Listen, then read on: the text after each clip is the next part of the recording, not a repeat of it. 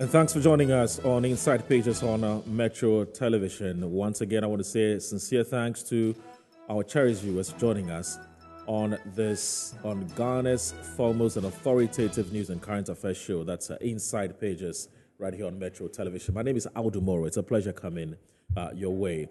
Now, Inside Pages this morning is talking two issues. One is that a Ghanaian citizen and a broadcaster, a journalist, and also a private legal practitioner has decided to challenge the constitutionality or otherwise of what has been termed as the anti-gay bill, which is the Proper Human Sexual Rights and Ghanaian Family Values Bill, which Parliament has passed, is on its way to the President. The President would have to assent to the bill and then becomes law. But this gentleman we're talking about says there's something fundamentally wrong with the bill.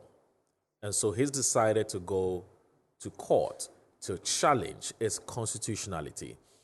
Now, we would find out, and of course, based on which the President, His Excellency Nana Addo Dankwa said he's unable to assent to the bill, even though the bill is yet to get to him. He says he recognizes that somebody is actually gone to court to challenge it. And so once the bill comes to him, he's afraid he will not be able to sign it. But he also goes ahead to assure the diplomatic circles or the diplomatic community that Ghana will not do anything that will undermine the fundamental freedoms as enshrined in Ghana's constitution.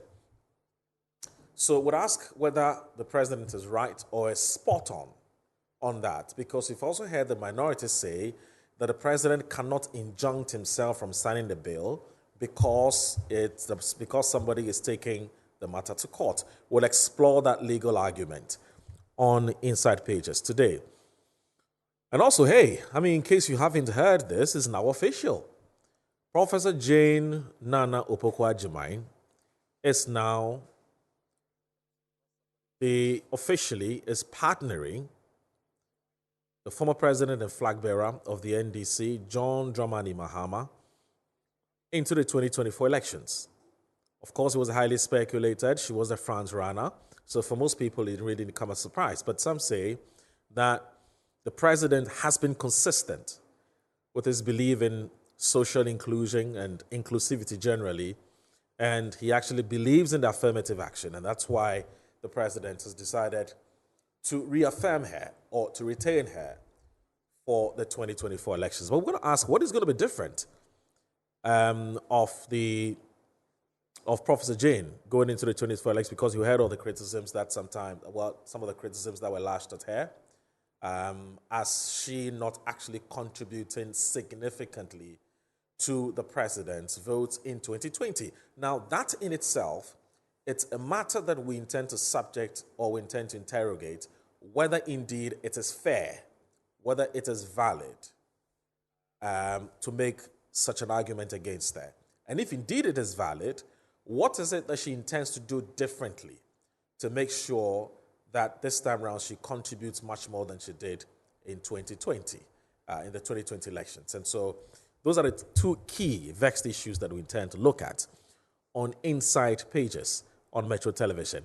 I will be back after this break. I'll introduce my resource persons and then also the WhatsApp line for those of you who would want to express your thoughts.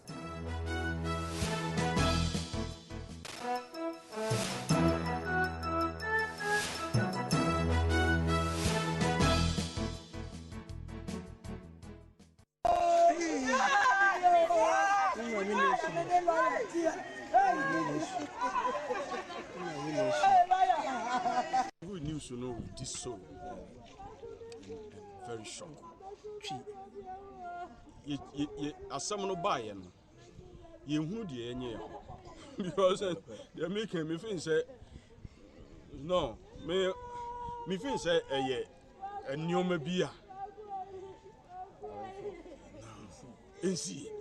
Because John, John Enchemu 2 weeks. Dr. John Kumah constituency. Enchemu 2 weeks.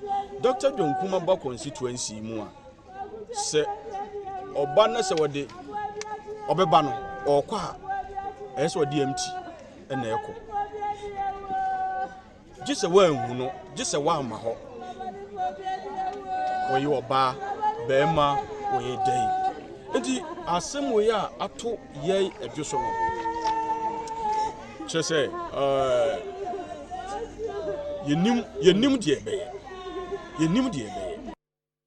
Yes, I've been very regular and consistent with them in all the activities. I am there, and I am also a coordinator and a delegate just like them. So their joy, I see it. Their disappointments, I feel it. Their sorrows, I know it, and they also trust that I am one person who can bring a lot of changes in their circumstances, and I'm prepared to take that mantle and lead. Have you told them some of these changes that you want to bring on? Your message to them is what? My message is a message of hope. It's a message of a new dynamism in politics in Ejuso. And we want to use that as a platform to take on where we are now and to carve a different path for ourselves as a country. We cannot do the usual things we do every time and hope to have a Ghana beyond aid. We need to have a new crop of young politicians who believe that we can take our destiny into our own hands and carve a path of hope for our destiny as Ghanaians. And I am prepared to lead that from Ejuso and help Ghana see a different leadership altogether. How many delegates do you have in the constituency? How many of them are you going to get? What's your percentage of win that you're projecting? We have 750 delegates. Wow, that's a huge it's quite a very big. huge one. Yeah, it's quite big. At the moment, about 500 of the delegates have pledged support to me, and I trust that they will deliver. 500 out of the 700, that's over 70%. Yes. Yes, that's well, but you know, this is politics. You remember Sir John's statement? Fear delegates. Well, it is true that you must fear delegates, but yes. When you serve them, when you show them enough respect, when you show that you understand what their desires are, they will always go for you. So, yes, I agree with Sir John to fear delegates, but I also believe that there's more to this fear. When you are able to show that you understand them and you are ready to offer them leadership, they will go with you. I see that you have identified so much with the people. Yes. They are your people, you are their man. Yes. You move with them, you eat with them, you do everything with them. And then we see the outside campaign as well. But is there any specific projects that you would want to talk about that probably you have in background? There are lots of times we see, well, a son of the constituency like yourself who is occupying a position like this. Yes. Is there anything that we should know? Yes, there are so many interventions that I have. Oh, one may be a Juma, aye. I might be a Juma pa until I had the in Siniform or no sin see a form until I win the Yamia pa, and Cassania Yanami. A boy bear, 3:30 and yet is honorable. I can't know. Yes, yet and a young cassa. Yes, a clan, you knew some or yale ya. Perfumuna, it is honorable. Say, pa, say, I surely had the young cassa. Honorable. Baby will be Uncle Pon Fan and see ye, and my Donaso, as a baby ama, one moment near Jumaya and your Jumaye. And then they are warrior teen saying until I didn't find the class and see a baby. I didn't find see Abraham cooking. The Archie of your Cotonwa. Yana, the Papa be aye.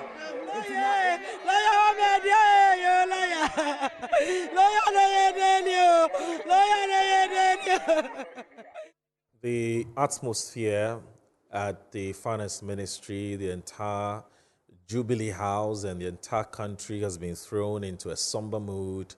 We're still in shock. We're still in disbelief following the announcement of the death of the Deputy Finance Minister, John Kumah, who is a member of Parliament for the Ejuso constituency.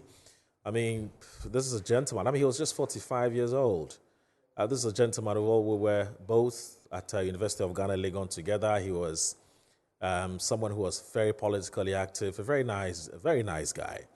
But on Thursday, we heard his untimely death, and everybody stood in a state of shock. I mean, it's like, how, you know? But it is what it is. John Kumah is no more, and we intend to use the next 5 minutes, or the next 10 minutes to eulogize him. For, you know, some of my guest was already seated here, have some fond memories of him.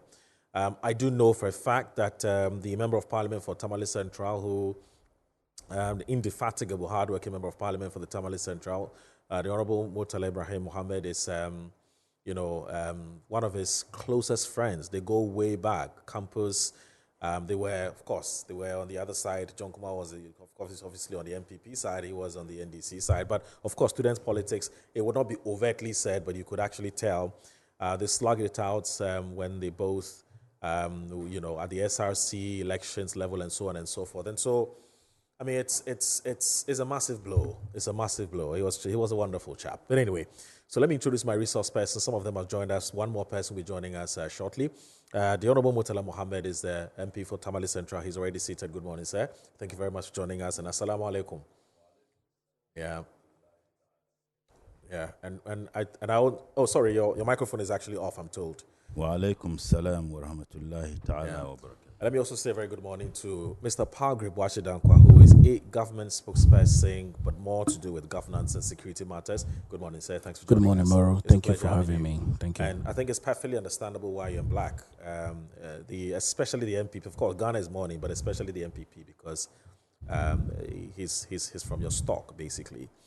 I don't know whether you have any fond memories of him. If you have anything you want to say about John Kumah. I don't know how close were you with him? Well, a very good morning to you, Moro, to my senior, Murtala Mohammed, and to the viewing Ghanaian people. My first condolence and commiseration to the Honorable Dr. John Kumah's family, wife and children, church and community and constituency. You know that the Honorable Dr. John Kumah first was a party communicator. Right. And so as part of the communications team, we engaged up close. And then when he became Deputy Minister for Finance, each time the president has to present his budget, there would be a pre-party comms analysis. And the Honorable Dr. John Kumah would be the one that would meet the party communicators and walk us through some of the policies and taxes that are coming in the budget to be read on the floor of the House. And also as an alumni of NIPS, Nobel International Business School, I serve as the alumni organizer. And so we engaged on that front as well because that's the school that I'm in, where he did his doctoral and where I'm also doing my doctoral. And my public defense is on Monday. And so we have a lot of memories of the Honorable Dr. John Kumah. It's a very, very big blow to the New Patriotic Party. It's a very, very big blow to the Christian community. It's a very, very big blow. Definitely. I'm actually told he's a minister of God. He is a minister. His wife as well is an apostle.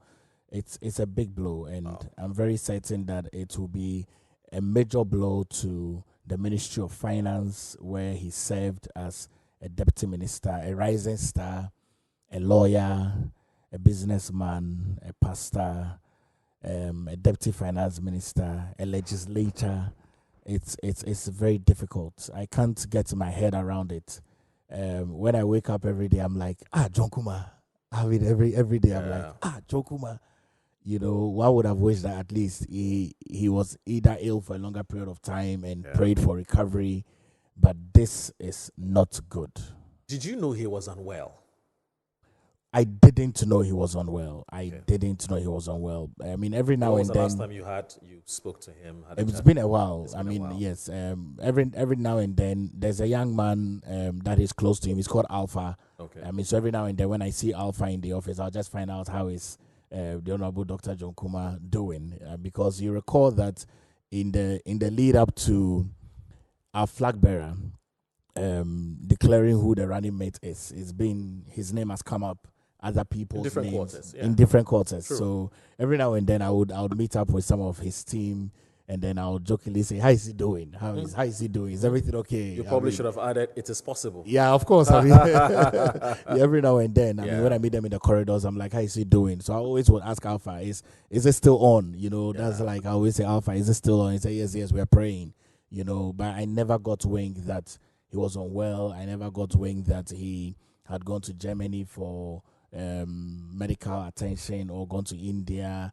I never got any of those at all. But it's really, really, really sad that he's had to go through such a difficult process and finally give up his life. I can imagine how difficult it is for the wife who was there, because I'm told that when the ambulance was in transition from Ejoso into Accra, the wife was there. And so when it got very serious and they got to Suhum, they needed to get to the nearest hospital in Suhum, and he gave up his soul to the Lord. It's a very, very sad ordeal. And if you look at the constituents who are trooping into the home and crying and wailing, and for one who was acclaimed as a first-time MP and wasn't contested in the previous primaries, you can clearly see how well he's loved by the constituency. And so this is a very, very big blow. And Ejiso is not a small constituency. It's a very, very big constituency. It's a stronghold of the New Patriotic Party.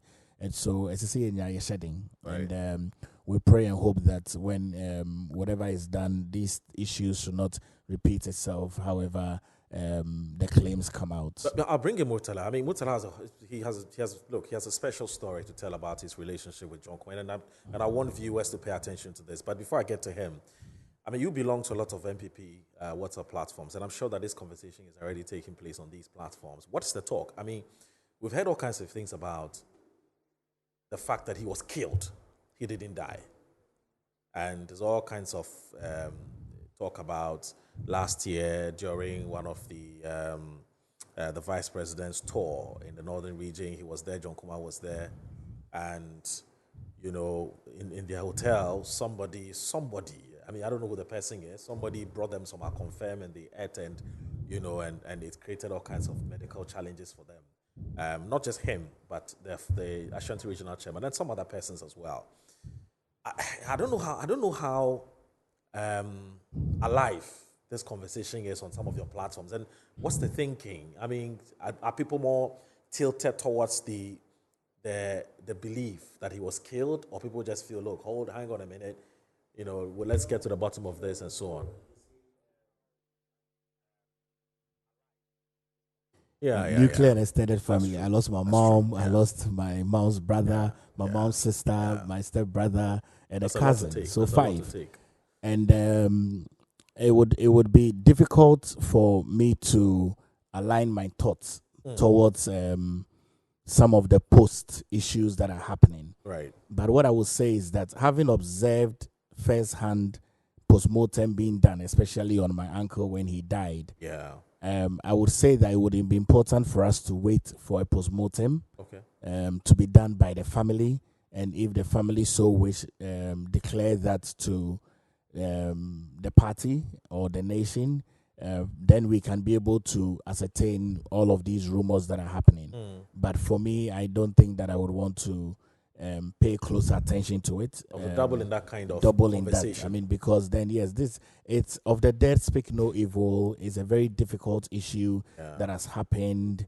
It's important that we are mindful how we hold the conversations and the dignity that must come to him and to the family as well. We must respect that and revere that. And I would really just wish that people that are purporting such thoughts should be restrained, should give a lot more reverence to the immediate family, because this is a human life that is lost. 45 years old, young, vibrant, energetic, with a bright future. Even if God blesses him with another 50 years, that's like 95. And yes, you don't know what you would get. And so this is a young man who was rising up. And so what happens to the next 50 years of his life that he's not alive with his children that he has, 6 children and a wife, and the community, the constituency, the country is going to forever be on our hearts. And so we should be mindful and the kinds of comments we make. Exactly. It's just that the wife herself, when the media went to her house, one of the things she kept saying was, they've killed my husband, so clearly this is not somebody who believes that the husband died a natural death. I mean, she's somebody who believes that the husband was killed. In fact, she has asked that the police invite Captain Smart of Onua FM to help in investigating some of the claims that Captain Smart has made about the fact that he's been killed. In fact, Captain Smart is going ahead to make all kinds of prophecies about, and I'm using prophecy here in quotes, about the Honorable Energy Minister as well, and so on and so forth. So it appears that whole conversation about the circumstances that led to his death and the fact that he was killed. It was something that is very much alive. But I understand what you're saying. Yeah, but more, I mean, you can imagine the number of calls that many of us are getting, especially as young, promising politicians. I mean, lots of calls of guidance, of be careful and all of that. So we don't want to cause a fear and panic on anybody and everybody around. So really. Understand you. But clearly, I mean, this is cause for concern. It is indeed. Because there's this talk about the fact that, look, if it's beginning to look like if you're a rising star within a political party, you become a target. We just need to pray for grace. That's fine. I get that. I think I get that. I totally understand you. Honorable, I'm not sure 2 hours is more than enough to tell the story between you and John Kumah. It's a very rich one, but I'm sure you try as much as possible and tell us briefly the kind of relationship you have with him. First of all, where were you? When did you hear the story? How was your reaction? Before you go ahead to tell us what kind of relationship you have with him. Well, Muru, I am completely sad this morning, and I'm sad because before I left home for this program, I got a terrible news of departure of a brother of mine. I call him a brother because he was my childhood friend. We grew up together. We used to call him Zoology. He's called Hamza. Okay. Interestingly, he's also the senior brother to my constituency chairman. Okay. And also the kid brother to Dr. Nash, the former governor Central Bank of Bank of Ghana. And we were very close. We were in in Ghana school together. We virtually grew up, and where I was, our family house, there's one house, Alaji. Okay. So I've known him for long, before I even got closer to Dr. Nash and also to his kid brother, with whom I have had a long, history and life with in my politics. The last time I met Hamza was at the Central Mosque at East Legon. In fact, we've been meeting there. Okay. Often I pray there, particularly on Friday, if I'm not in Parliament. Usually that is where I pray. There's this Libyan mosque closer to ANC, just behind ANC. That was the last time we met. Okay. This morning, my chairman called and said he was at the airport, and this also happened. My condolences, goes to Dr. Nash and Brofuzi. And it happened this morning?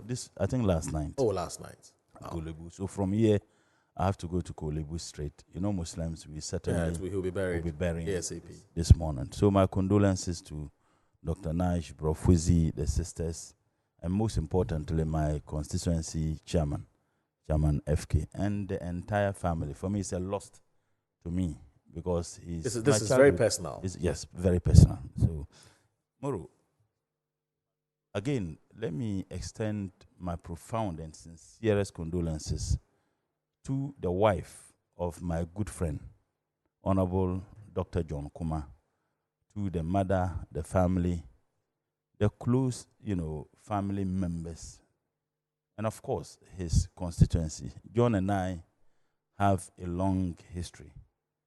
And I say long history because we started our politics together. We were all in student politics. First and foremost, we were the same year group. Myself, Honorable John Kumah, Shamima Muslim, our friend at Joy, Samson Ladi, Ayenini, Koshigan, who happened to be a lecturer of law, Albert Koshigan. He's a lecturer at UPSA. UPSA. And many of our colleagues, most of them, I can't mention their names, but those of them who are in politics today. At the time when we were in Legon, Honorable Anodon Pre and Co, I think were in Cape Coast. I mean, this was our generation. It was when we moved, then Honorable Okujeto and Co also came up. We took over from, Honorable Haruna, Honorable Adam Mohammed Amin, Anta, the current Minister for Finance, and Dr. Mustafa. And from the north, those of us, they all taught me anytime they were in. And when we also went to the university, we were also teaching in that manner. So that generation of young people engaged in politics, myself and John Kumah were in the same hall. My first encounter with him was when we organized debating club in the Legon Hall. I was in Legon Hall with him. On your colleague, at City FM. Bernard Avle. Bernard was our 1 year junior. Right. And then we were in the same hall. And I remember we debated on the unjustifiable and criminal invasion of Iraq by America, supported by Tony Blair, who I think is a war criminal, ought to be prosecuted and convicted. And then they were pro-war, and I was against war. Several years later, I told Bernard Avle that I have been vindicated because the war was as a result of Pact of Lies. Right. When we had the first debate, John also came on, and we were close. In fact, I virtually agreed with John.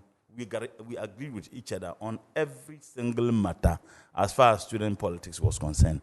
So in Legon Hall, we were elected to the Legon Hall Congress the same day. We were elected to the General Assembly, that is the parliament of the university, and the Congress is the parliament of the hall. We were elected the same day at the General Assembly.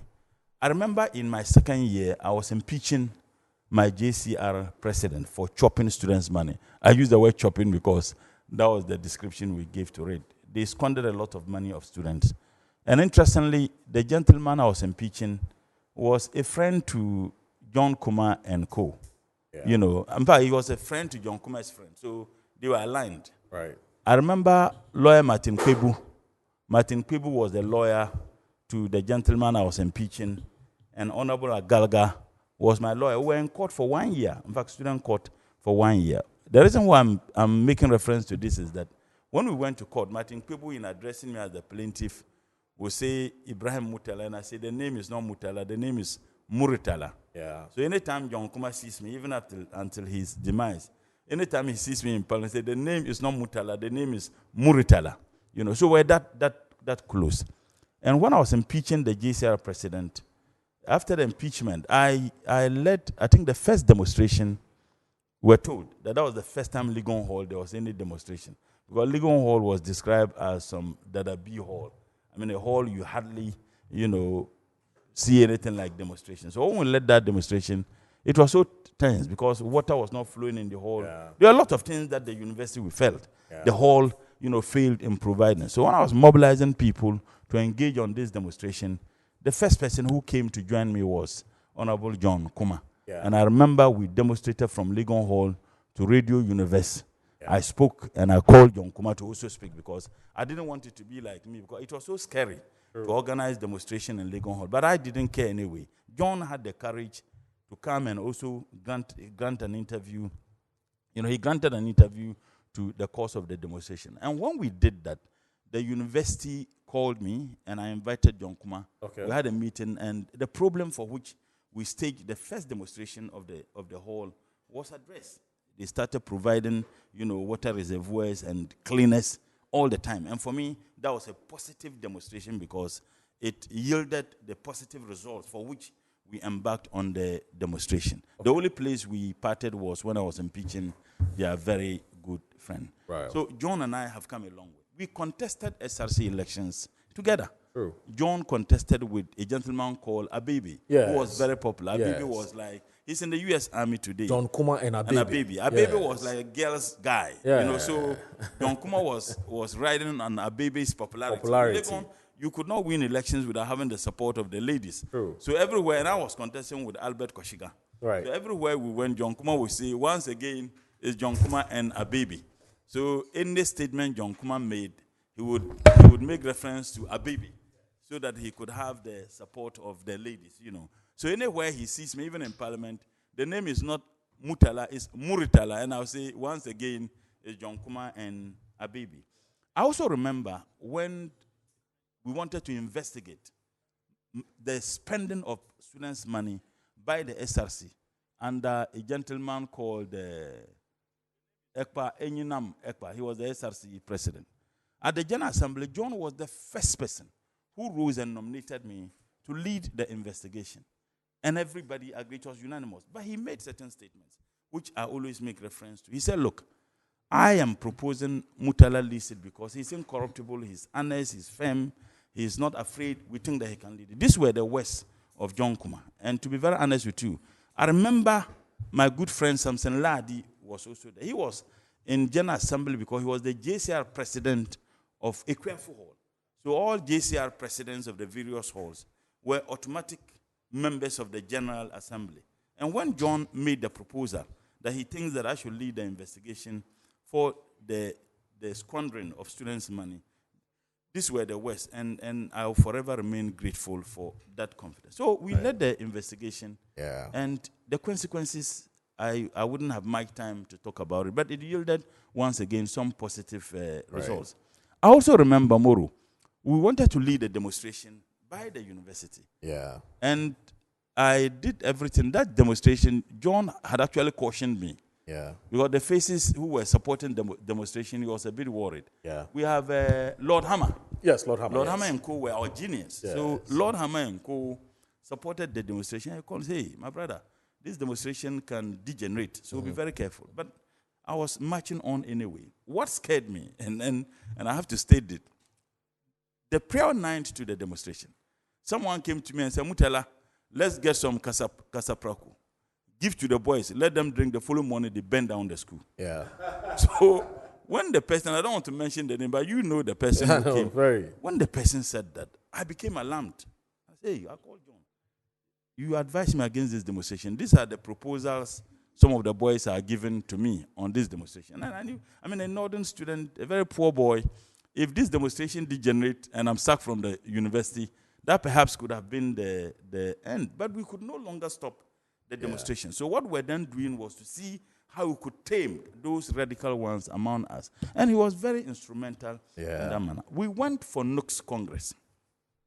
He wanted to contest. I wanted to contest.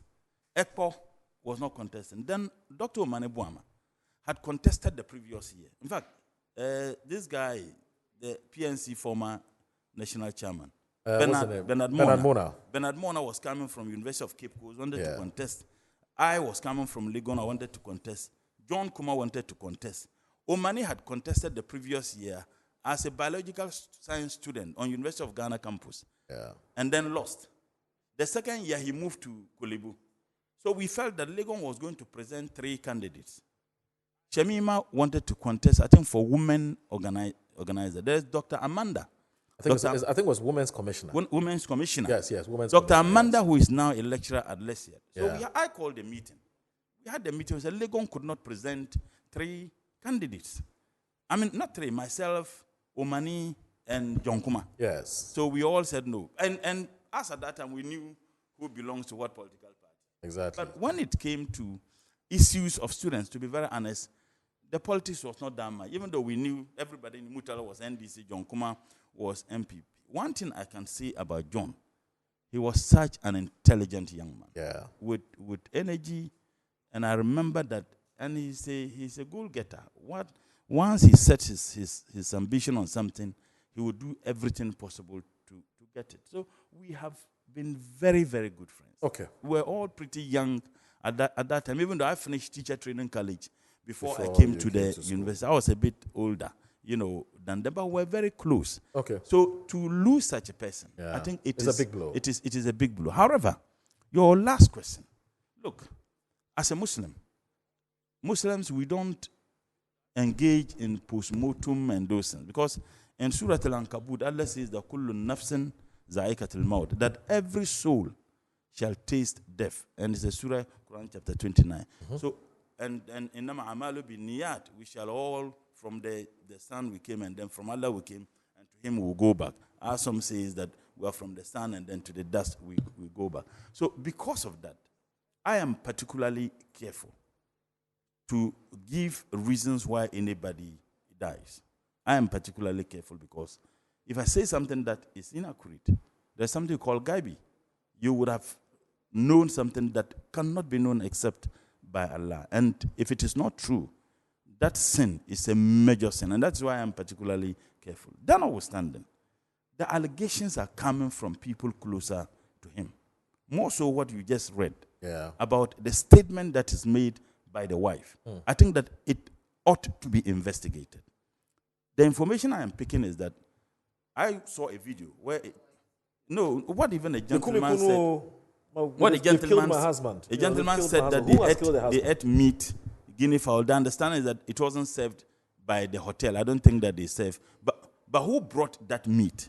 I think that it can easily be investigated. We need to know who brought that meat. And the reason why, I've stated my position as a Muslim, but the reason why it is important, so it serves as a deterrent. Because we never know. Because you're all endangered species. If indeed someone did that, what is the guarantee that that person may not be, or those people, or those group of persons may not be out for other people? Look, one could say that a monkey has no business in the playgrounds of dogs. But this one, it is not about monkeys' playgrounds or dogs' playground. It is about life. More so about life, equality. Let's give it to No, it's a life about equality. A life of a citizen. More so, a deputy minister for finance, a young person who has a lot of hope. I listened to that gentleman who says that no one can tell him that this thing has nothing to do with the bid to get Iranian mate. And he also made another allegation that the current minister for education, that he himself is unwell. Is unwell. Before you go ahead, let me just say that Nanaya Jantwa is the former General Secretary of the CPP. She's joined us in the studio. Good morning, madam. Thank you so very much for joining us. My viewers are complaining that these days they don't see you around. I said, well, it's because you've been very busy. It's on. Please go ahead. And my in fact, what I would just say is that, look, I lost my mom of blessed moment. I was very, very close with my mom. And I remember when I was crying and I was wondering whether there is anything that is more hurtful than losing your mother, because it was so hurtful. And in fact, sometimes in my private, I think about it, I don't know where tears come from. Everybody who knows me knows how close I was with my mom. But someone told me, who lost the wife, said, Mutala, I lost my mom before I lost my wife. Nothing is more hurtful than losing a spouse. Yeah. He said, look, even though losing your mother is hurtful, but nothing is more hurtful than losing a spouse. And that I have had interactions with people, women who lost their husbands, and they tell me that nothing is more hurtful than losing a partner. There isn't anybody who understands you, who knows you better than your spouse, for you to lose your partner. So I can imagine the agony that the woman is going through, more so when the man left behind 6 kids. So it is not just a loss to the Christian fraternity. I understand because he was a reverend minister. It is a loss to humanity. It is a loss to young people who have the aspiration to engage in national politics. But so the point is, should get to the bottom of this. I think, if I have stated the position as okay, but I'm saying that the reason why sometimes, and if it is permissible in the religions they believe in, and also by law, if it is true that he was indeed killed, okay, I think that we need to be very careful. But for me, whether or not he was killed, if you look at the circumstances under which he died, we need an autopsy report.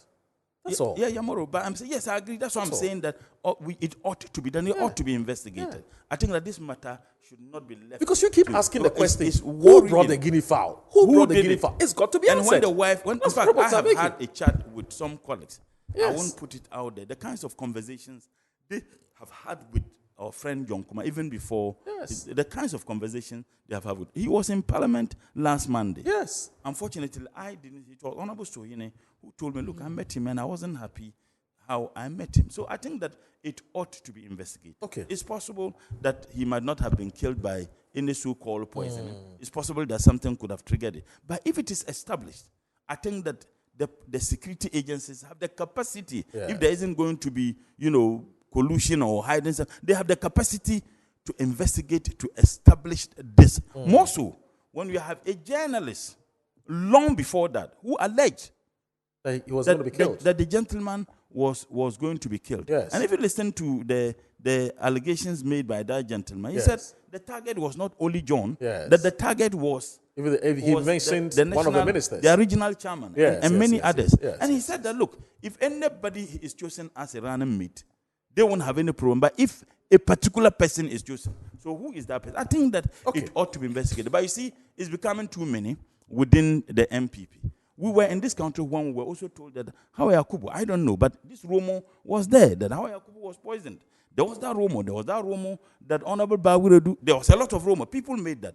Rumors could be true, it could be untrue. But they are becoming too many. I am particularly angry about this one because John was a very good friend of mine. and genuinely a very nice person. I disagreed with John on many issues, particularly when it comes to politics. But I can tell you, anywhere John sees me or any of our colleagues, John will call. There were instances John will call you. Oh, I'm just checking up on you. So I think that for such a person, life to be ended this way, whether someone did that or not, it is already destined by Allah. That Allah destines it. Okay. If Allah didn't destine it, it wouldn't have happened. But I'm saying that for such allegations to be coming from people closer. I understand. I get it. I get it. Honorable, unfortunately, it's a very important conversation we could have had till about 10. Unfortunately, we have 2 more topics to look at, and the time is already, it's already 8:40. That's how fast time flies when we start these kinds of conversations. Anaya, do you have any brief thoughts on John? Oh, I don't know how closely you were to him. No, I wasn't closely related. I mean, I never even met him. Good morning to my brothers. Yeah, sure. I never even met him, and there were times I didn't even agree with his statements, and I condemned some of the things that he said. But from afar, he looked like a very fine gentleman. Me, for a woman, he was a handsome man, and he was somebody who looked very decent. But you see, Moro, this thing that we are in, this politics, you needn't be careless. Yeah. You needn't be careless. When it comes to your food, when it comes to your drink, when it comes to your social life. You needn't be careless. And if you are not careful, what has happened to John will happen to you. See, at this moment, I'm not going to do politics with it. I'm just saying it is not only in MPP that these things happen. It happens across our political divide. It happens even abroad, within the Democrats, the Republicans, everywhere. As long as you allow yourself. I don't know why everybody is not talking about, if it is truly, really true. There is one to me. Yeah. He is alive. Can he tell us if actually somebody brought them food to eat? True. So we are able to establish that. We cannot say that he was poisoned. Because you know what? Poison comes in different ways. Even it's possible even the food that you eat has not been preserved well, and you can be poisoned. That's true. And this was meat. Do you get me? With this hard economic conditions that we are in, people cut corners. Maybe the food was not preserved well. If it is latent poison, and the kind of poison that they give out these days, it affects your organs, and by a certain time dissolves into the bloodstream, and even when you do an autopsy, you only see organ failure. But the issue is that, what kind of organ failure? Because even when it is kidney disease, people go on dialysis, which makes them well. When I saw his pictures, I was like, what kind of disease is this? It is possible there has been some kind of manipulation in his body from an outside source or element. It is unfortunate, but we are talking too much. We should go straight into action and do some investigation concerning the death of this man. We should not, keep it as business as usual. We cannot lose. No, please, this death, you see, comrade here was saying something. He said that, Allah, the position of Islam. Yes, Allah give. Yes, we are Christians. The teachings are almost the same. Right. But the point is that it's not every time that Allah takes. There are times that Allah hasn't taken and human beings has taken. I like that. By the will of Allah. No. You see, sometimes God gives, we give things to God that every time God. No, but there are times He has not taken and human beings take. Allah did not take the life of Cain and Abel in the Bible. Did Allah take the life of... If he didn't will, it wouldn't have. No, but he was angry. It wasn't his will. Okay, let's just say she disagrees. That's fine. No, do you guys see? She disagrees, If it was his will, yeah, he wouldn't have punished the brother. Right. Do you understand me? I So get it. there's, for me, Allah has his ways. God has his ways. But if somebody willfully takes your life, you cannot say it's always the will of God. Sometimes it's the will of man. Right. And when it is the will of man, we need to get to the bottom of this. Okay. This is very unfortunate. It is wholly unacceptable. Yes, if he's the running mate and so what? Who is better than him? He's a fresh face. Nobody knows him. He's not tainted. And if truly he's the running mate, do you kill because he's the running? Besides, the running mate is what? That somebody, even the flag bearer, why should somebody kill because he's a running mate? What's the guarantee you even win elections? What is the guarantee? You are not even going to win. Yeah. So now what is your problem? I spoke to his special assistant, I think one Dominic Dankwa. Derek, if we have it, I think it's about 2-3 minutes or so. That's for the wife. She kept saying this. But what did she mean? I got very upset when I noticed that the wife is an Osofo-Mame. That is where you bring God in, because if you are Osofo-Mame, you should be praying and standing with your husband. Yeah. Do you get me? You should be praying and standing behind you. That is the role of the helpmeet. You don't wait for it to happen before you cry. Because where your husband is a slippery ground. So immediately your husband's name was like going round as going to be the vice president. Then you go into proper prayer, warfare. Take it to the next level. You take it to the next level. Enter the forest, enter the mountains, pray. Go to God. Tell him. You see, there are times that even God says somebody is going to die. Hezekiah was going to die. And he prayed to God, and God prolonged his years to 15 more years. Yeah. So, God is there. God also intervenes in the affairs of men.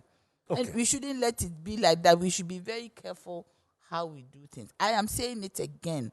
My brothers and sisters who are politicians, careful. I beg you, be careful. Lead a certain kind. It might be boring. I lead a certain kind of life. Yesterday, somebody almost told me I'm gay. Yes. No, I beg you. Let's. Let me explain why the person just give me a step. Because the person said that he doesn't see me, and it's my own brother. My own brother Kojoboku. He doesn't see me. Kojo, good morning. He doesn't see me with anybody. I go to places alone. All my life he's been monitoring me. I don't go to places with anybody. And I said that you see, you need to walk in a certain life. If you are not careful, you fall into trouble. She's a security couple. She's an intelligence woman. I don't joke with these things. She knows what she knows how to move. That anyway, man will go and collect money. Can we come and finish you. I beg you, let's watch what Dominic Dankwa said. And then let's play. I think it's about 4 or 5 minutes or so.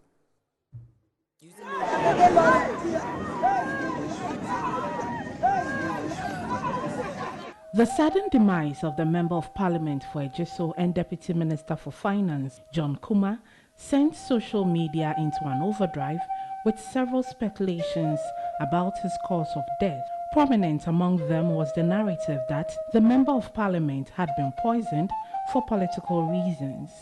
In an interview with Metro News, the aide to the late Deputy Minister corroborated allegations that the minister had been poisoned and further went on to disclose that the late John Kumah was one of the possible choices to pair the vice president in the upcoming elections. That is true. That is true. Was poisoned? Yes, that is true. Do we know who did this to him? That I can't say. Do you have any suspicions? No, I don't have anyone in mind. Do you have any idea? But the person who did it knows him himself. I mean, it's an individual. I mean, it's a human being who did that. So he or she knows how he did it, and then he knows why he did it. Do you have any suspicions why somebody would want to poison him? Honestly, I can't say. But we all know it. I mean, it boils down on the running mate issues. Yeah. It has something to do with the running mate issue. Sure. Again, how true is it that there were some considerations, there were some discussions about him possibly partnering the vice president, who's not a flag bearer of your party, for the 2024 elections? Does his name come up in any quarters, in any conversations? Oh, to the best of my knowledge, I knew his name was in consideration. Okay. And he was part of those who were tipped to be with Dr. Mahmoud Bawumia come 2024 December elections.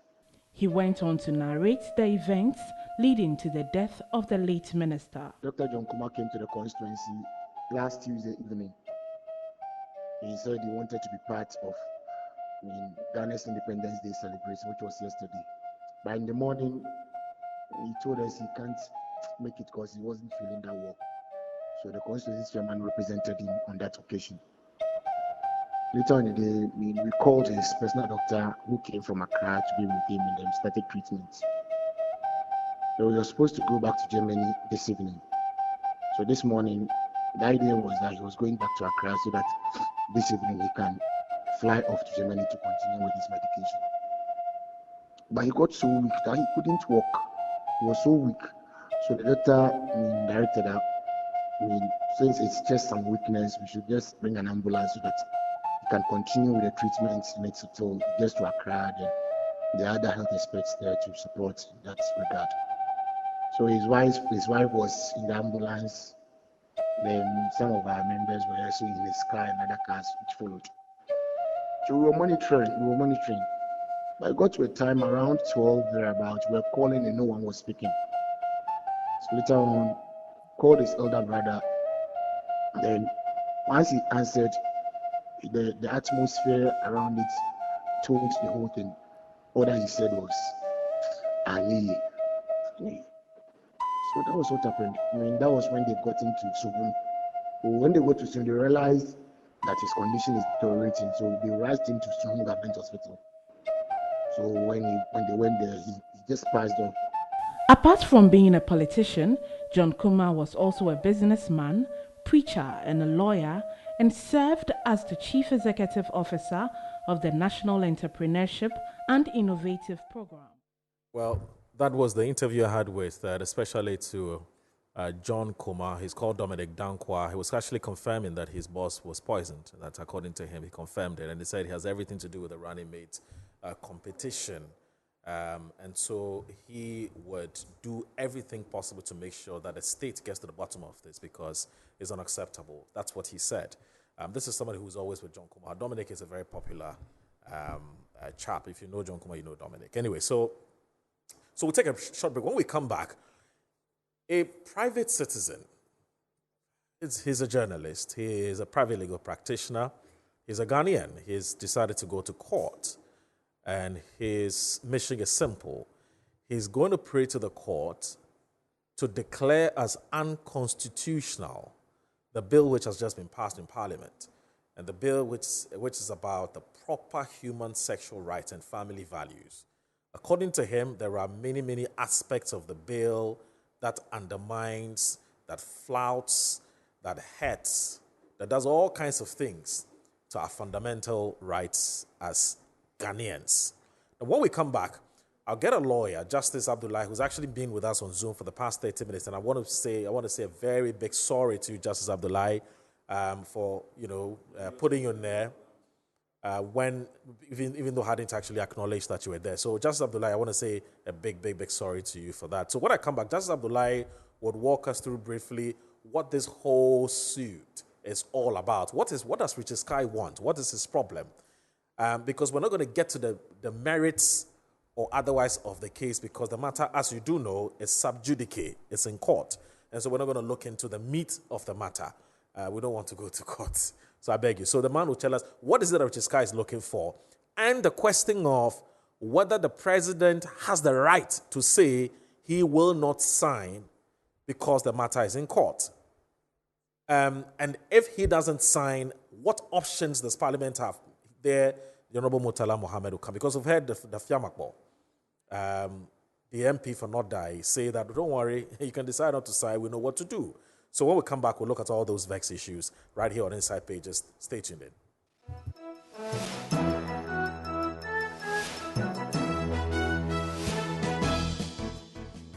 All right, welcome back. This is Inside Pages on Metro Television. Inside Pages this morning is looking at two very important subject matters. Of course, we've just finished eulogizing the Honourable Member of Parliament for Ejisu and Deputy Finance Minister John Mpontia Kumah. As you can tell, most of my resource persons were here, have been saying some very kind words based on either personal relationship they have with him or what they heard about him. And also the advice to everybody that we must all be careful, especially with our security, what you eat, where you socialize, what you drink, and so on and so forth. These are lessons to all of us. I mean, we're not saying this because we're saying that we know it as a matter of fact that it was poisoned, but when they say when it walks like a duck, quacks like a duck, you know what it is. Anyway, so we're not getting to our second issue. Our second issue has to do with some very interesting development this week where a very good friend of mine, actually, Richard Delaskai, who is, he sits on the morning show on City FM and also a private legal practitioner. And he's decided to go to court, and he's actually sued the Speaker, the President, and the Attorney General. He wants the court to also declare as unconstitutional the anti-gay bill. Now, we are not lawyers, we're mere mortals, so we're trying to get a private legal practitioner, Justice Abdullahi, to help us understand what exactly is Richard Sky asking the court to do, and whether by the operation of what Richard Sky has done, the president is estopped or is injuncted from signing the bill, as the president himself has said. He said the bill is yet to come to me. When it comes to me, I'm sorry, I can't sign it because the matter is in court. Remember, there's actually another matter in court even before Richard Sky's. One Odoy sometime last year in June. So it is important that we give this background so that when Justice Abdullahi comes in, we will understand where he's coming from. Justice Abdullahi, good morning. Thank you very much for joining us on Inside Pages. Okay, Justice Abdullahi is not on yet. Okay, so I'll start with the Honorable Murtala Mohammed on this matter, because this matter actually emanates from them as members of parliament. So, Murtala Mohammed, this bill that when I say you and your colleagues have passed in parliament, it doesn't seem to be sitting down well with the diplomatic community. We've heard the U.S. ambassador to Ghana who says a lot of things are going to change if this bill goes through. One, we're not going to our trade relations with America and some other countries is going to be undermined. Two, we will not be able to hire the best and recruit the best from America because some of them are homosexuals. She's talked about the fact that this bill, according to her reading, undermines the fundamental rights of Ghanaians, even if they're in a minority.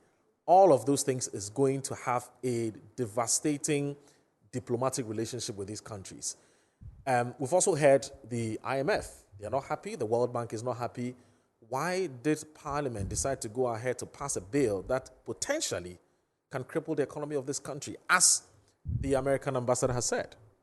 Moro, when the Nazi Germans under Adolf Hitler had invaded France, and they were at the brink of invading the United Kingdom, then Prime Minister Churchill, his security advisor, who was called Halifax, on the floor of Parliament of United Kingdom, advised the Prime Minister that they should surrender to the Nazi Germans, because having invaded France and virtually most countries around the territories of Western Europe, for them to protect lives and save more lives from being lost, he thought that it was wise for them to surrender to the Nazi German. Do you know the response of Churchill to Halifax? Right. He said, even if we are lying on the floor of this parliament, choking in our own blood, we shall not surrender. So I want to tell the American ambassador and President Biden and the British Prime Minister, is it Sunak or what's the name? Yeah, Rishi Sunak. He was not even elected, by the way. Nobody elected him to be the Prime Minister of the United Kingdom. And the British High Commission, that even if we're lying on the floors of Ghana, on the street of Ghana, choking in our own blood, we shall not surrender. It's utterly nonsense. Look, this LGBTQ nonsense, they have weaponized aid for the sake of the LGBTQ. Anybody who did law will tell you that in the law class, you do common law. You are looking at the history of our laws. What is common law? It is just the English customary laws. Now, our laws are laws that we combine the British common law and our customary laws. The British common law was created out of their own customary laws. And customary laws are laws that you make to regulate the conduct based on things that are in sync with your values, your way of life, your customs, and your traditions. Now, we have our laws in Ghana, which is the combination of both the so-called common law and I would substitute it with the British customary laws and our laws because we were unjustifiably and criminally colonized by these people. Now, in Britain and the entire Europe, particularly Western Europe and America, to engage in polygamous marriage is prosecutable. It is prosecutable because it is not in sync with their values. Our part of the world, it is not prosecutable. Is it? I'm asking you. Potentially polygamous. I say, is it prosecutable? No. Our laws accept it because potentially polygamous. Our laws are a combination of both the customary laws and the so-called English common law. Because our values, our way of life, accept that particular system. And that is why it is acceptable here. Now today, we are being told that your way of life is terrible. We want you to take away that way of life and we bring in our way of life because that is in sync with our values. Meanwhile, we don't live there, we live here. Now, many people do not know the meaning of even that LGBTQ nonsense. Many people do not know. Tell me, and I'm happy that he is a reverend minister. Tell me whether the religions in the world have ever had a convergence of acceptability on an issue than our collective and universal position against LGBTQ. All religions in the world, if there's anything that we have all agreed collectively and universally, acceptable religions in the world, is our collective and universal opposition to this LGBTQ nonsense. Now we are being told that you either accept it or we deal with you. And we know professors in the universities. We know the threats they receive. Departments of universities have been threatened that you either speak for this LGBTQ or we cut funding to those departments. That is what happens. You know this for a fact? Oh, it's a fact. It's a fact. Look, why is it that when they go to Saudi Arabia or the Middle East, they don't tell them that we won't assist you if you don't support LGBTQ? Nonsense. Why is it that they don't tell them that? Yeah. Why is it that when they go to Saudi, they go to Dubai, they go to Qatar, they go to Kuwait? Why are they not talking about LGBTQ? To the extent that the position of Qatar against LGBTQ people and the activities in a global event such as the World Cup, where they made it very clear that they won't accept such nonsense on their soil, they didn't do anything. They allowed those things to happen. Yet they come to us because we are so hungry and we don't have principles, and we think that without the support of the West, we can't survive. They threaten us and weaponize this. I think that this utter nonsense ought to be condemned, and we need to condemn it with all the vigor and the strength we have in it. Even if it means we should go hungry. Let's go hungry and protect our dignity, our integrity, and our way of life. Moro. And in fact, and I say this with all the seriousness, Dr. Baumia should tell us his position on the LGBTQ thing. He should tell us. He's not the president. No. I am saying that you tell us because, one, as a Muslim, Dr. Baumia is a Muslim just like me. Allah's position on LGBTQ is uncompromising. And Allah says in the Quran that when people engage in it in any society and you don't fight to stop it, when the punishment of Allah comes, that punishment it will come in the form of birds flying with baked stones, and each bird shall drop the baked stone on every single individual in that society. Honorable, whether you engage. I'm going to beg you. No, I would allow you to continue, but Abdullah has been on for almost 1 hour. I think. No, but let me just finish on this. No. I beg you. Otherwise, he would have to leave us. You are with us. I beg you, because the quotation will even remind you so that you know exactly where to start from. Let me quickly do this. Justice has been on for too long. Justice Abdullahi, good morning. Thank you very much for joining us on Inside Pages. Hello, Justice Abdullahi. Hello? Yes. Hello, good morning. Yes, thank you very much. It looks like you just finished playing soccer. Okay. I had to. Okay, all right. I beg you. What is Richard Sky's concerns? What are his issues? Why is he in court?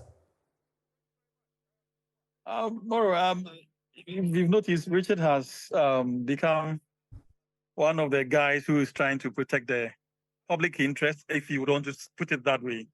But this is not the first time, as far as I know. You remember in 2021, when the Parliament of Ghana rejected the president's budget, Richard went to the Supreme Court on those matters and also questioning the quorum and the counting and all the other issues that emanated from that issue. Of course, at the time, there was also the Justice Abdullahi as Attorney General also pending, and a few other cases. And so I would want to see it from that public-spirited perspective, that he wishes to also play his role as a citizen to ensure that the interest of whatever beliefs and convictions he has is protected within the law. As to his real motives, I think that one can only be determined by himself and maybe those closest to him. Beyond that, I do not know how else to determine his fate beyond apart from the suit that he actually filed. I think the suit would give us a fair idea of the matters that he seeks to unravel before the Supreme Court, or he seeks the Supreme Court's intervention. And so, I don't know whether that is what the essence of this question is. So really, essentially, that's what I can say for the motives of Richard Sky. When he says the bill is unconstitutional, what does that mean? Does it mean it is against the Constitution of Ghana, or the procedure that actually led to the final passage of the bill is actually problematic, and that's what makes it... When he says it's unconstitutional, help us understand what he means by that. Okay. All right, so for starters, per our constitutional framework, you cannot question the procedures that are adopted by Parliament in the discharge of the obligations, because the activities of Parliament is supposed to be a closed book to the entire world, and so nobody has the authority to intervene with regards to their procedures. And of course, Justice Abdullahi and Attorney General has sought to interfere in that kind of thing, and I'm sure understands us better. And so, but however, when a parliament makes a decision, that decision can be questioned by anyone who thinks that the decision of parliament is unconstitutional. But the procedure cannot necessarily be questioned because parliament is supposed to be masters of their own procedures. And so, so it's usually when the decision of this nature or a suit of this nature comes up, it is usually targeted at the decision that has been made, not the procedure that was adopted. And in this instance, we can say with all from his angle, that he's simply questioning the decision made by Parliament to pass the anti-LGBTQ plus bill. Does Parliament have the mandate, the authority, and do they have jurisdiction, for use of a better, but can Parliament, let me simply put, can Parliament enact laws that seek to take away the right of persons whom the House believe actually don't deserve that right at all? So there are very few areas in our constitution that Parliament cannot enter. And some of those areas are procedural, so they can do it, but after following a specific procedure. And there are some few others that they are completely barred from ever entering. But this particular decision of anti-LGBTQ plus is not part of the areas that Parliament does not have jurisdiction, to borrow your word, to interfere. It's not part of them. So indeed, Parliament has the authority to make laws beyond the laws that, as I've indicated, beyond those that the Constitution completely prohibits. Parliament can indeed make any other law. My penultimate question to you before we take leave of us, because it looks like you want to go back to the post. The issue about the president saying that I am aware that Parliament has passed this law or a bill. Even before the bill gets to my desk, I want to say that I am aware that a Ghanaian or a concerned citizen is in court challenging the constitutionality or otherwise of this bill. And so I am sorry. even if the bill comes to me, I cannot sign. Is the president right? Is it spot on that? I think the president is simply being mischievous with his position on this issue. And that is not in doubt. I don't even want to refer to the president's previous conduct in regards to other bills. But clearly, in this particular instance, he's been quite mischievous and he's adopting a very convenient means of avoiding the obvious. I think we can disregard those comments of the president because it's clearly a wrong position that he has adopted. First, the president doesn't have that authority to say so. He has a specified date, date within which, if the bill appears before him, he has to assent to it. If he has any concerns, he can only raise it with the Council of State. And if the Council of State decides otherwise, he has the obligation to assent to it. Otherwise, if he's vetoing it, then if he refuses to sign, then Parliament can marshal their forces. I think it's usually 2/3 to compel him to sign. And in that case, he cannot do he cannot do otherwise. So the president doesn't have that complete veto to refuse to assent to a bill when it hasn't been appropriately passed on the altar of a pending suit, particularly when the judiciary has not placed an injunction on him to refrain from signing. And you would notice that in public interest cases, the judiciary is highly unlikely to place any injunction on public conduct because it is supposed to inure to the collective good of all of us. And so it is unlikely that the judiciary would do that. And if you remember the e-levy case, the Supreme Court was quite emphatic on this position that I've just indicated. The e-levy case, when the NDC, led by, I think, Haruna Idrisu, went to the Supreme Court for an injunction restraining the president from assenting to the bill and all the other implications that it came along with. The Supreme Court was quite clear that when it comes to the public interest, no, your private interest cannot override the interest of the entire 30 million, close to 40 million people. And so the public interest would always have to be protected. And there's no way any injunction can refrain or seek to restrain the president or any other public officer from exercising his constitutional mandate. And so the president is simply just being mischievous on this. And and his conduct is just too convenient for my liking. Look, even if this matter hadn't gone to court, and that's my final question, if this matter hadn't gone to court, we could have used the president, a historical antecedent to predict what he would do. You remember the witchcraft bill?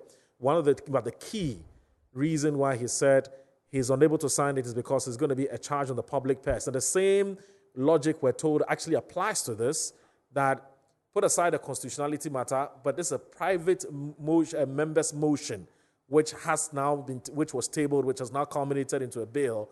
And so once it's going to have a charge in the public purse, the same logic would apply so that there's consistency. It's going to be a charge on the public kitty, so I will not sign. Help us appreciate this whole thing about private members' bill, which would have a charge on the public kitty, and the difficulty the president has in signing it off. What is it about? What is this theory? So this is exactly why I said that we didn't want to go into the previous conduct of the president, because if you really go there, then you can see the inconsistency with the position of the president right from the day he became a president. He has been inconsistent in almost every position he adopts. And he is clearly, you cannot never trust his word when it comes to some of these matters. He doesn't come out as a trustworthy person with regards to some of these issues because of the inconsistencies and the contradictions. Now, when it comes to the issue of a bill having what's it called? Financial implications. So far, unfortunately, I do not think that we have any authority from our judiciary speaking to this issue. But the essence is that Parliament cannot pass a private member's bill. So usually, because the state is a sponsor of all laws, elsewhere, private members of Parliament are able to bring their own laws. And in our case, we have accepted that, okay, we can also do the same thing here. However, we have put a caveat there that if you want to bring any bill to Parliament as a private member of, as an individual member of Parliament, put it that way, that I think that will be very clear to the listener.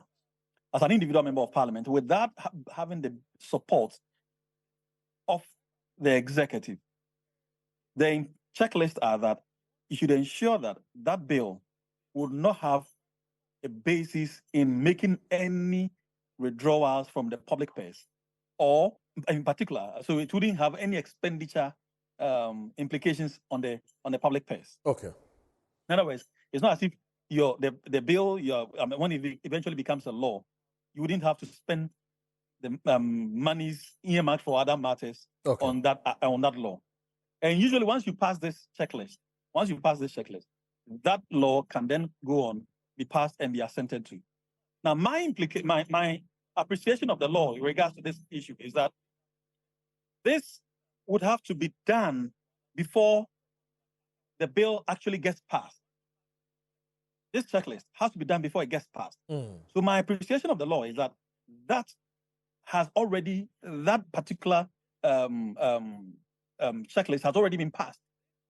And so if you have passed that stage, the president no longer has the right, because he has members of parliament in there, he has his attorney generals in there. All of these persons have they have input into the making of a law. Okay. And if these issues were raised at the time the bill was tabled, and it still went through the process, I do not think the president has that authority to say that, to do the kind of things he does, particularly when he did it with the the witchcraft bill. Okay. He doesn't have that authority, as far as I'm concerned. He doesn't have it. Justice If he has Abdullah, any right, it is to go to the Supreme Court to seek an interpretation or an enforcement of it. But he does not have the private authority to determine whether a particular bill has an implications on the public purse, or a particular bill is unconstitutional. The president doesn't have that authority. Okay, Justice Abdullah, do this for me in just 1 minute. This matter is not law yet. So what is Richard Sky taking to court? I've heard people ask that. Sorry, I didn't get that, Moro. I've heard people ask that this matter is yet to become law. So what are you sending to the Supreme Court? The Supreme Court interprets the law as, a legal matter which is before them, but this matter is still an act. It hasn't even gotten to the president yet. So what is this guy taking to court? And that is dead on arrival. Well, once Parliament has passed it, it is a law. I can understand that it becomes effective in implementation only when the president assents to it. And so until then, it cannot be an implementable law. It's not an implementable law. It is not applicable as it ought to be. But as to whether, like I said earlier, any decision of Parliament is capable of a suit. If Richard went to the Supreme Court on the basis of interpretation, maybe that might be a different issue to be discussed. But I do not think that, I think, let's remember that when it comes to the Supreme Court's jurisdiction in these matters, it is not just the interpretation of it. We also have the enforcement of it. True. And so, and in fact, there are several other angles that the Supreme Court can come up with in determining the legality or otherwise of the decision made by Parliament. I would like to call it a decision because it's still a bill until the president assents to it. And so once it's a decision, then the Supreme Court indeed has jurisdiction to make an interpretation of it, or any determination that a party brings to the court of. Right. Thank you so very much, Justice Abdullah, for your time. It's been wonderful having you. Have a good day, sir. Thank you. It's always great being with you. All right. So I'll come back to Murtala. My deepest regards to my colleagues in the studio. Sure. I'm sure the family is listening. Anyway, you were giving us some Quranic. Yeah. State his position on this matter. Okay. And I'm calling on him to fear Allah and state his position, because his position must and ought to resonate with the position of Islam. Okay. We have been told that anytime they are addressing him, they will have to add the Al-Hajj. And I'm wondering whether without the Al-Hajj, people wouldn't know he's a Muslim. The Quran position is uncompromising. The Quran position says that we should fight it. When they say jihad, unfortunately, there has been a lot of misinterpretation of what constitutes jihad. Jihad could mean, yes, fight with your strength. Jihad could also mean fight with your tongue. Right. And when they asked the Holy Prophet, sallallahu alaihi wasallam, that what is jihad? They say when you fight for your religion, you are fighting for jihad. When you fight for your land, when you fight for your wealth, when you fight for your children, your offspring, you are fighting for jihad. Okay. And they asked him, how do you fight for it? He said, fight for it with your strength. If you can't, fight for it with your tongue. If you can't, fight for it in your heart. But when they had to say that, but that is that is a very weak faith. All right. Now, the reason why Dr. Bawumia's position is not only necessary but essential is one, because he's a Muslim, and many Muslims look up to him. The Quran says that when people engage in such act and you don't fight it, that the punishment of Allah comes in the form of beds carrying big stones, and each bed shall be instructed to drop the stone on each individual in that community or that society, whether you are practicing it or not. So it means that we must fight it. And his position is very important because he's a Muslim. And I'm calling on him to state his position because President Mahama stated his position. Even President Nanado, who dilly-dallied initially, subsequently had to state his position when he met a Christian group, I think somewhere in, was it Pentecost, right? Presby, and stated his position. Now he must state his position. And I think the reason why this must become an electoral issue, because it defines who we are. It defines our values. And I want to tell everybody, you don't necessarily need to go to United States of America or to Britain before you can be a human being. For the entire 4 years, in fact, my US visa expired in 2006 and I haven't even applied for it. I haven't applied for anywhere. So I'm saying that I know how they threaten people. Even some people applied for visas to undertake official assignments, and they have been denied visas because they refuse to succumb to what they want. Okay. We must stand up, and every single individual must speak out. Now, we have been told that I saw a video, and my sister was also making references to that, where some people are threatening that they know MPs who are engaged in it. Me, I want them to mention the names so that we know those who are hypocrites. You are either against it or you are with it. Okay. And I'm saying that we must fight this because it defeats our purpose. Nobody says that you can't do whatever you want to do in your bedroom. But to force, to push down the throat of our children, push down the throat of everybody in this country, we need to fight it. In any case, I have seen videos where a 15-year-old girl says to the parents that she is a cat. And she crawls. No, I'm serious. They put her food like the way they serve cat. It's madness.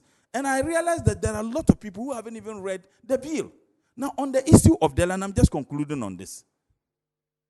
Now, can any arm of government, whether the judicial or the legislature, determine to another arm, in this case the executive arm, how they discharge their responsibilities?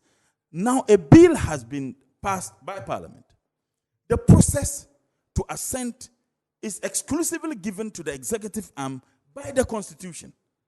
Now, if you want to challenge the decision, wait until the president takes his decision on that. But you know, the president made a statement when he met the diplomatic community. And he said that he's aware that there's a gentleman who has gone to court when the writ was not even filed. He made the statement. It was the following day that Richard Skies filed the writ. So where did the president get the information? Where did he get it? Because as at the time, the president, the day he was making that statement, there was no case at the Supreme Court. So what are you suggesting? It means that the president knew something we didn't know. That is what it means. And for me, this is enough ground for that case to be thrown somewhere. But there's and another, I'm not looking. There's another rate in court. There's another rate in court. I think about one Odo or something. That was that one has been in court. That one has been in June 2023. Exactly, before even this so bill. That's not what the president is referring before to. this bill was passed by Parliament. So if the president said that he is aware that a gentleman has gone to the Supreme Court seeking interpretation of it. In any case, when there was no case in court. Okay. So you see that there's some connivance. I am saying that, look, this thing, Dr. Bawumia, and I'm emphasizing on this. People can say it has nothing to do with politics. And Allah bear me witness. He needs to state his position you said on already. the LGBTQ. That's fine. Thank you. Honorable. Honorable Pagre Boache Dankwa. Yes, I'll get. I mean, what's your reading of this? I mean, you know, you heard Omotala saying that this whole Richard Sky thing, it's something that was states, like you said, he's suggesting it's a state-sponsored, and that somebody's actually behind it. I don't know how you respond to this. Because of what the president said, he said he's aware, and then just after he spoke, the following day, Richard Sky is in court. Tomorrow, LGBTQ plus lesbian, gay, bisexual, queer, transgender. It's an interesting concept. More, I believe that as Christians we have our stance on this. As Christ has stated that he created them both male and female, Adam and Eve, not Adam and Steve, or Eve and Evelyn. And so we have a biblical foundation to that. I don't know what we are going to do, really. And the reason I say this is that the world has become so globalized, extremely globalized, very, very globalized, that we can only be guided by laws and regulations. However, whilst we do that, we must also exercise some level of restraint.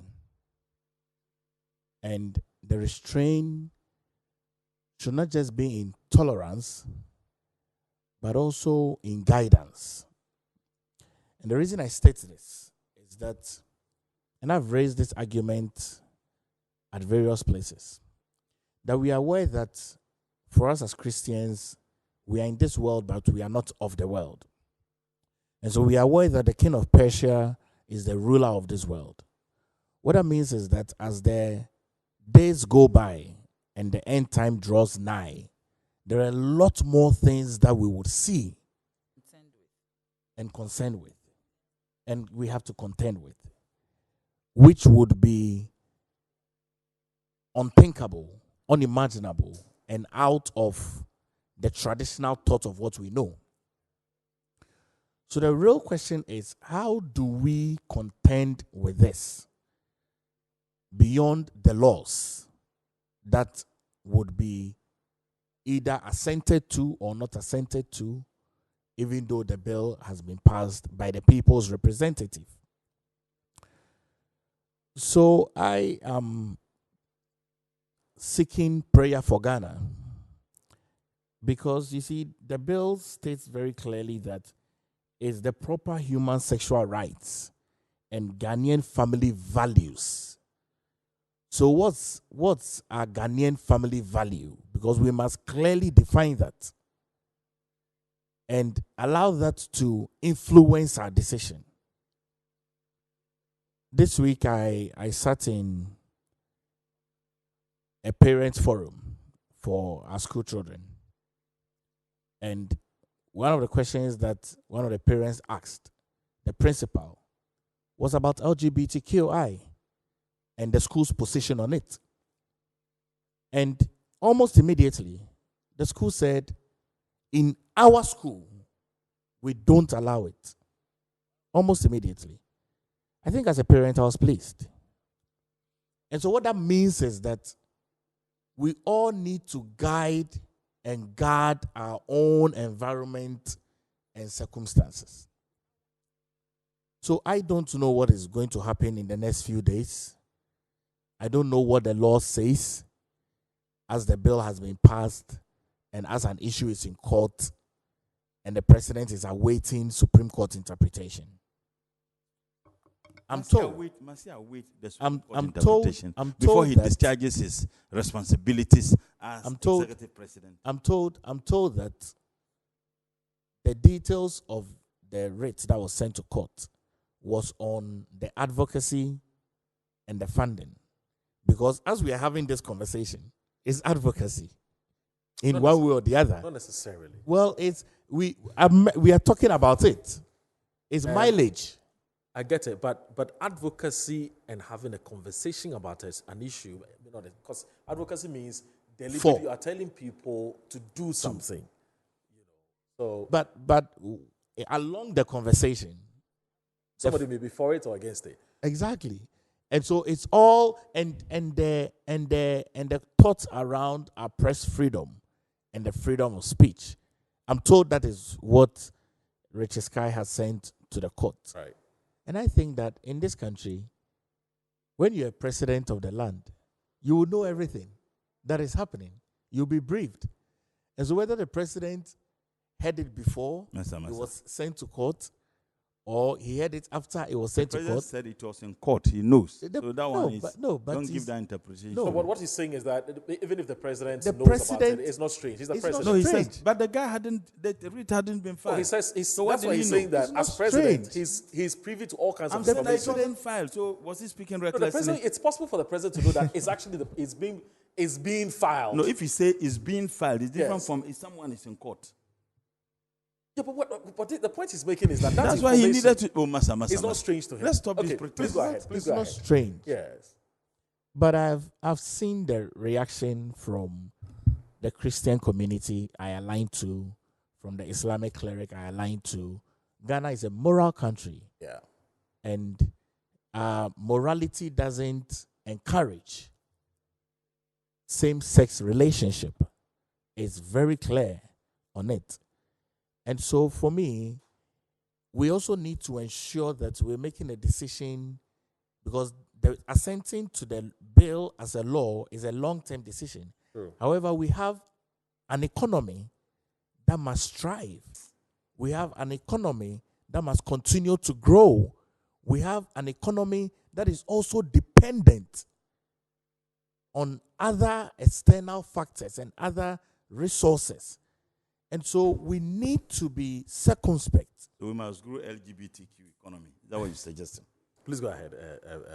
I'm worried because he's a reverend minister. Yeah, please, no. Please go ahead. That reminds me of John Kumah. Please go ahead. Yes. You know, so we need to be mindful, because the Zulus have a proverb that says that Ubuntu, Uguntu, Ugabantu, that you are who you are because of other people. You don't exist as an island.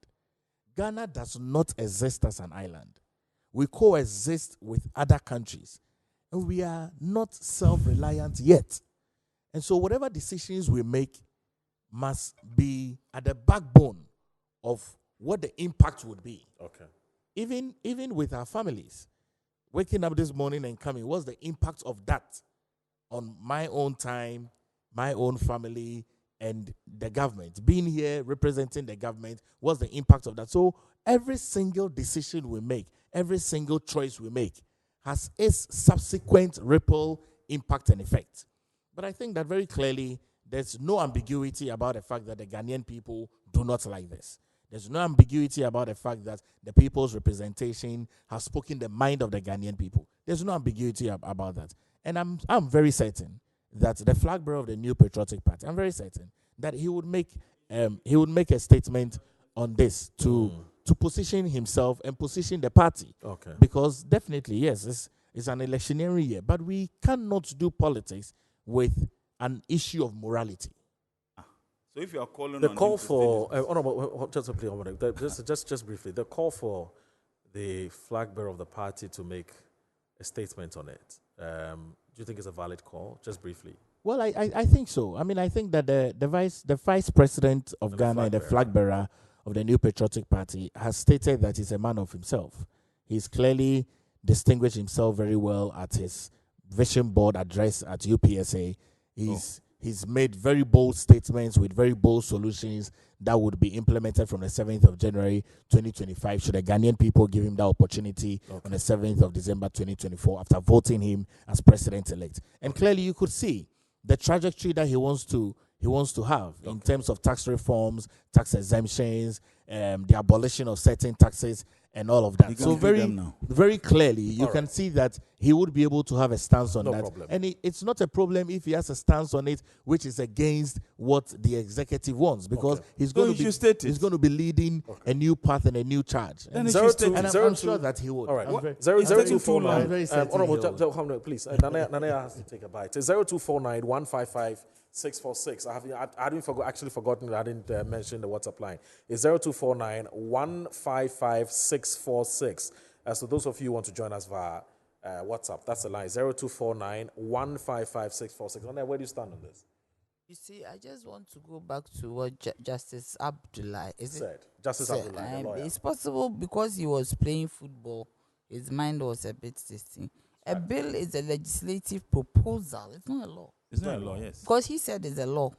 Since Parliament, it's not. A bill is a legislative proposal for enactment of a law. A bill becomes a law, a statute, after it is passed and it's signed. Yes. It is only becomes a law when it's assented to. That is it. A bill, it's only when it is assented to that it becomes a law. Because you cannot exact it if it is not assented to by the president of a nation. He said that. No, but he said it's a law that cannot be implemented. But it's not a law. Then that's not law. It is not a law. How can you have a law that is idle? That is docile. So you have a challenge with that? Yes, but no, it's not a challenge. There's truth. A bill is a bill. A law is a law. A bill is a proposal for a certain situation. So when we say Parliament enact laws, what do we mean? Because when it is assented, it comes back and Parliament then approves of it as a law. So the president signs the thing. It has to come back to Parliament. Yes. If the president refuses to sign, and that's very important. Parliament can then make it a law by having to text members of Parliament. Yes. And that's it. Yes. Yeah, and that's it. Yes. But that makes no sense of the president has No, if the president does not sign. If he does the separation of powers. Powers, so absolute power. I get it. But if the president doesn't sign, but the point is that I am surprised that the American ambassador was saying that she's a woman, I guess. Yes. That we will not get Americans coming to work for That's us. true. What percentage of Americans are LGBT? If you have No, the best. But the best, you don't have only one best. Why? You don't. Yes, you don't have only one best. So if we need people from America to come and work for us, or transfer some form of technology to us, the person needn't be LGBTQ, whatever. Do you get? And yes, and do you understand me? There, how many 250 million Americans or more? Are you saying that everybody is LGBT who has a certain expertise? No. I mean, they shouldn't do that. Ghana is a sovereign state. Yeah. At least they should give us that respect and respect our values. The point is also that when Justice Abdullah was saying, he's saying that the private interest should not override the public interest. And which Sky is going to court for. Which public interest is this? As far as our publics are concerned, we don't consider this group. Do you get me? In the scheme of things in this country, we do not consider this group. They are hidden. You get me? When you do journalism, you know, PR, there are various kinds of publics. When we draw our chart, this group is not openly identified. Because it is not part of our values. It is not part of the basis of our belief in God. Yeah. Both Allah, whatever, Muslim, African traditional religion, we don't agree to that. Right. You get me? So when we are drawing a chart for our publics, they are not there. So which is the public interest that Richard Sky is following? In whose interest? I don't know the segmentation, the percentage of people who are within this bracket. They are not even quantified. We don't regard them. We don't regard, because it is not part of our culture. Yeah. And you see, the obnoxious side of it is that these days they are adopting children. It is psychologically wrong, because how can I be in a home where I have two women? One is a father, one is a mother. I have two men. One is a father, one is a mother. And who should give birth to come and give to them? They don't want to have children. So who should give birth to come and hand it over to them? But are you suggesting, again, back to that, because that's one of the issues that Richard Sky takes to court, but are you suggesting, for instance, that if you have a gay couple and they adopt a heterosexual I child? said, who should have that? Look. But no, it's a valid question. Please, will they necessarily pass on their orientation? Why not? To the Because child? yes, because the child doesn't know anything else but that. Right. Most of these gay attitudes were acquired. Do you get me? Through association, orientation, friendships. They are totally acquired. It is not genetic, because at a point they said it's in their genes. Yes, even if it is in your genes, Where has it been established that it is in your genes? There are people who are tomboys. They remain tomboys. They don't, but they get married. Yes, they get married. Where is this one coming from? It's madness. So the point is that I'm also asking that why are we even making noise about all this? I mean, we need prayer and counseling. Oh, I'm serious. Because you see, if we even enact this law as a deterrent, are we going to put cameras in their rooms? That's true. Are we going to put cameras and put analogous cameras at the police headquarters, at the courts? No, we don't have any problem. We can see. But the point is, I am saying, no, but Nana is saying that if indeed we have a problem, if we have a problem with what yes, they because do, that is even more. Even in their rooms. People do all manner of things in their room. If you read the law, but you see, honorable, please, I am saying that the law is a deterrent. Yes. You don't have to do it. If you do it, you'll be jailed ABC. But what is the aspect of a national orientation and training and awareness? That this thing is not good for you, health-wise, everything, religion, everything. Whether covertly or overtly. Overtly. It's wrong. It's wrong. Because you see, if you even pass a law, and now that you have passed the law, then now they do it in their rooms. Do you get me? Who will see what is going on? And it will start spreading anyway. Because there's no orientation, national orientation to say that don't do this. There is no national prayer to say that God help us. The Prince of Persia is taking over our nation with this kind of attitude. Help us. We should run back to God. He's the only person who can solve this problem for us. Because you see, Moro, you have done a law. Don't you have laws that people shouldn't rob? Don't you have laws that people shouldn't rape? We have a lot of armed robbers who go into people's homes to steal. And if they are not caught, they go scot-free. Yeah. So if a law is put down, good, it's a deterrent, good. For us, it shows that. But what about what is happening in their rooms? Because if we put the law down and say, oh, we have a law, okay, we will do it in our rooms. If a house is sitting in East Legon somewhere, there is nobody there, people go in and come. Do you say that you're going to search what is going on? As long as you don't have any evidence to the fact, when you even go and search, you find beds well laid and all that. Well, can you say something is going on? So I get the point. So that the law will just say, okay, it's okay, you can do it, but make sure you're not caught. And you're saying that kind of mindset is wrong. That's wrong. It should be that don't do it at all. Don't do it. Don't start. No, you're not getting what I'm saying. I'm not saying that. You see, when we focus on the law, in a way, subconsciously, what we're saying is that there's nothing wrong with it for as long as you're not caught. No, but we have laws that are against stealing. Yes, but people are still stealing. No, exactly. So it means that. No, but I'm saying that. So you're saying the same thing. So she's saying that the law is not enough. Honorable, stealing is evidential. Yes. I am sitting here. I leave my phone here. I'm gone. But my phone is not here. You become a suspect. Paul Gay becomes a suspect. I become a suspect.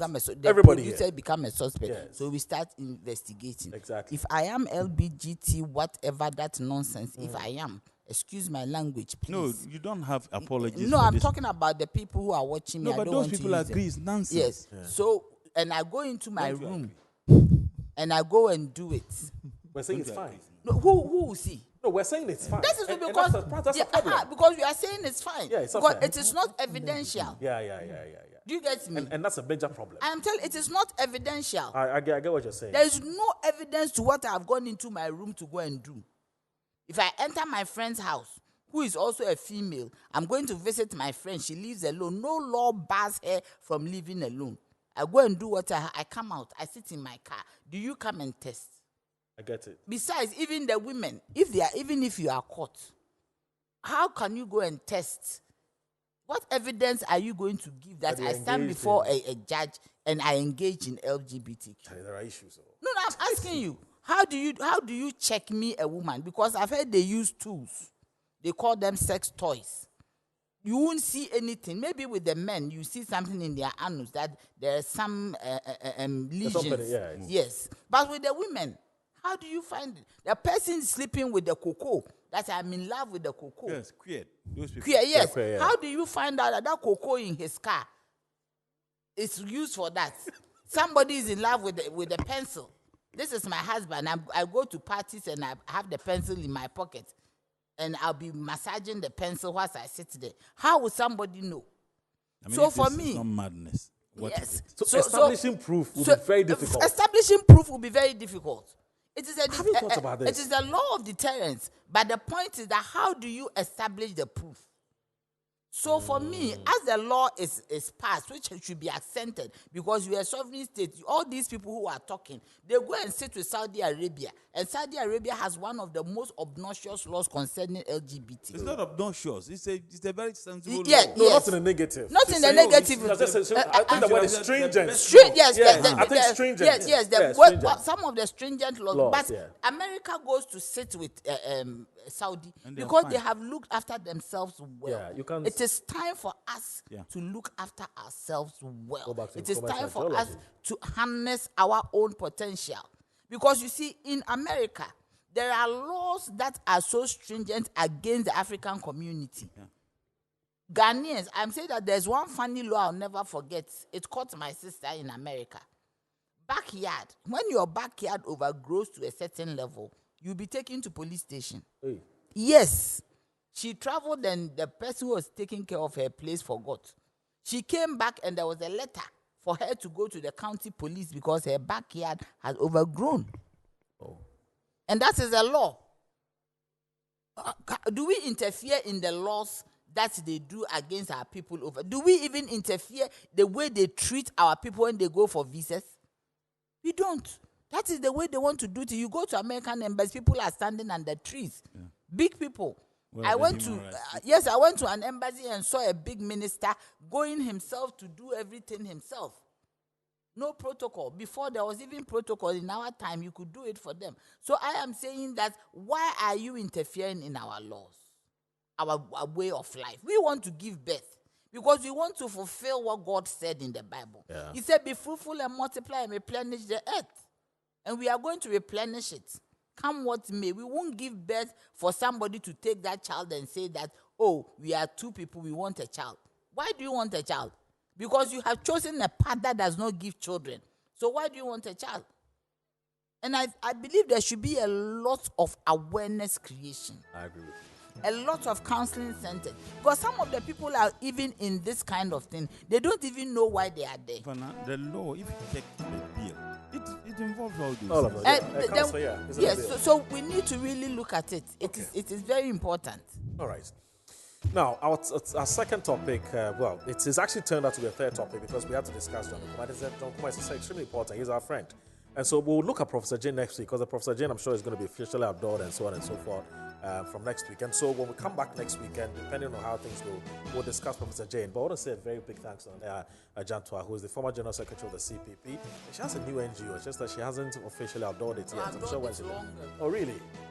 It's COSECA. COSECA. What's COSECA? Coalition of Stakeholders in Energy Contracts and Arrangements. Oh, okay. Yeah. Okay. No, one of these days we have to do a one-on-one. Yeah, we have to because we need to do some public education on what NGO does. All right, I want to say a big thanks to Pagri Bachidanko as well, who's a government spokesperson on governance. Yeah, we want to hear Dr. Baumia. He said he doesn't have any issue with that. I mean, he thinks it's a good idea. I forgot. You see, Dr. Baumia has been too silent. Okay. If it is the talk, he can talk economics with things that doesn't come to pass. Yes. Ever since this thing started, this man has been quiet from day one.